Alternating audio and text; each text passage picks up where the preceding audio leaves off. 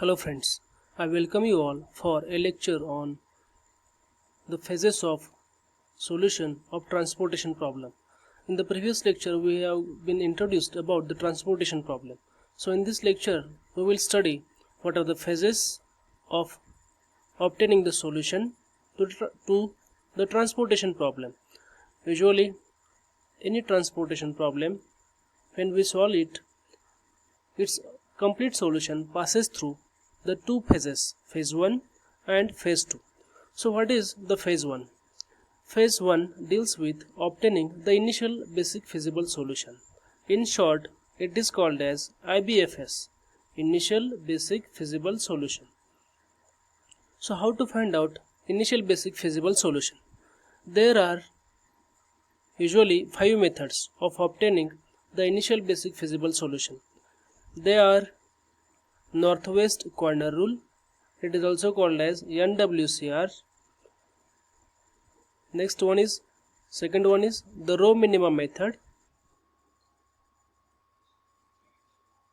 then column minima method, least cost method, and Vogel's approximation method.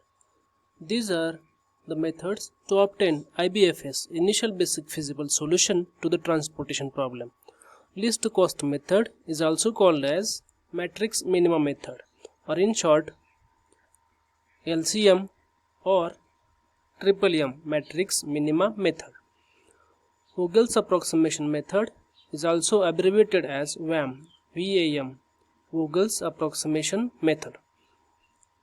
Once the IBFS is obtained, then we have to check that solution for optimality.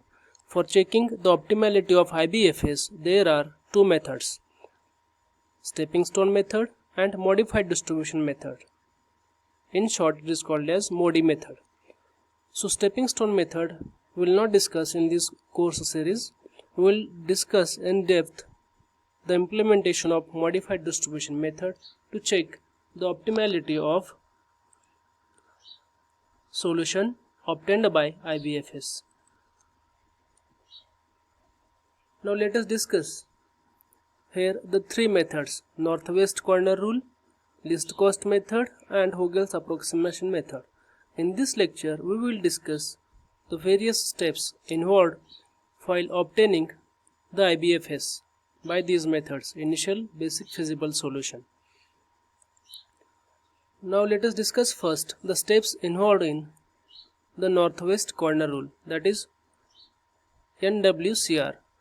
The northwest corner rule requires that we start in the upper left hand cell of the matrix, that is northwest corner rule of the table, and allocate units of shipping routes as follows. Here what we do here, whenever we find a upper left corner of the matrix, we will look for what is the supplying capacity for that source, and for respective column what is its demand. We will go through for each cell where we have to allocate certain quantity for respective cost in the matrix. So there are the steps here. Step 1, exhaust the supply, that is factory capacity or supplying capacity of each row before moving down to the next row.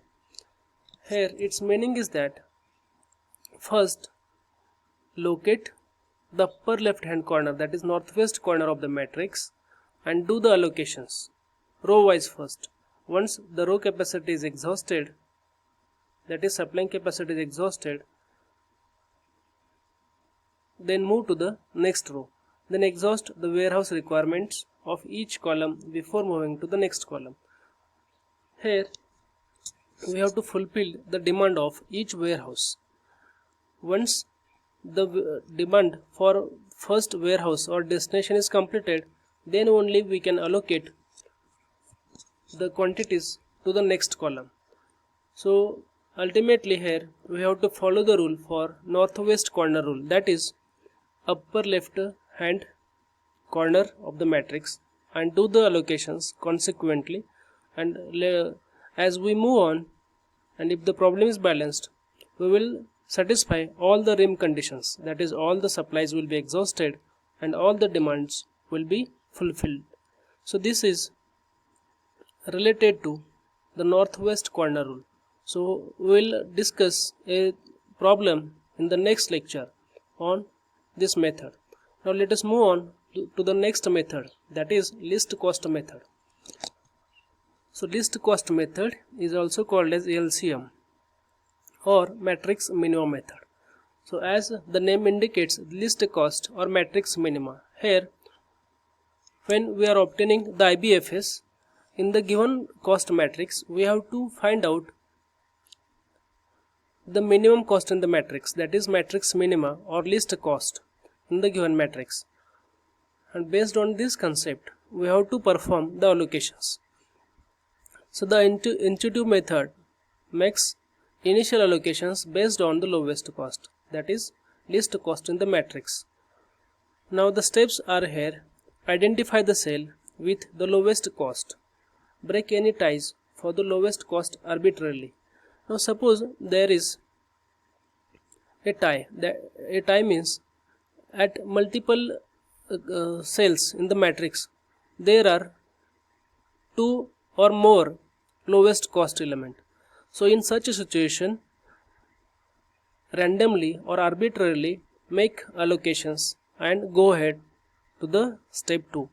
Then allocate as many as units possible to that cell without exceeding the supply or demand condition.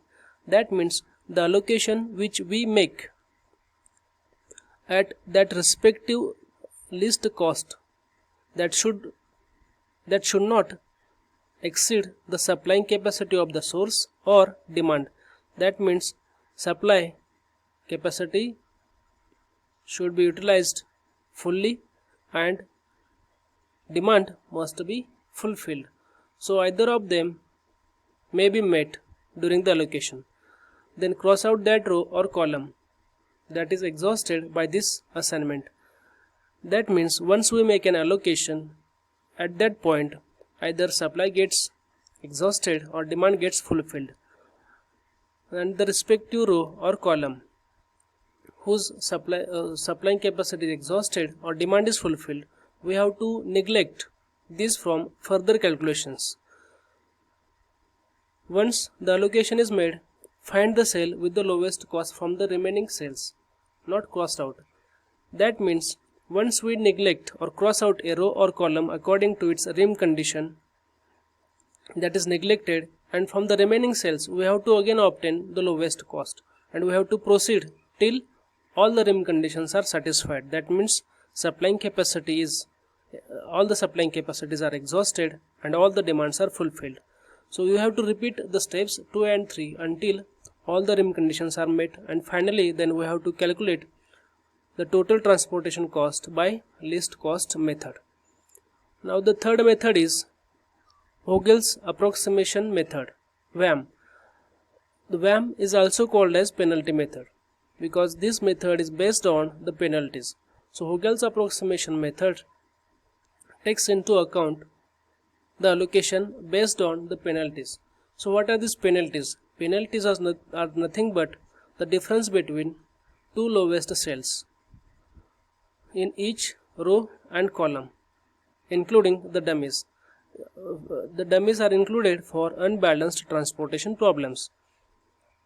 So here the first step is to determine the difference between the two lowest cells for all the rows and columns, including the dummy row or columns.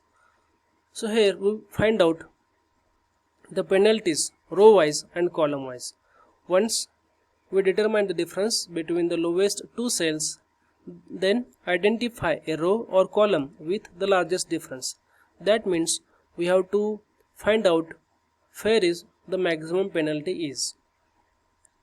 So if we identify a row or column with largest difference, or sometimes if there is a tie, at that condition, at that place, we can randomly choose any difference for further allocations. So once we identify the largest difference, then go to the step 3. At that respective row or column, we have to find out the lowest cost cell in the row or column.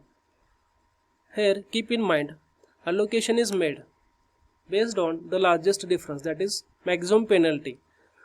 If the maximum penalty lies in a row, then in that row we have to find out lowest cost sale.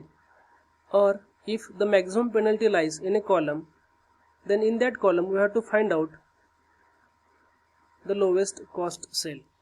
So if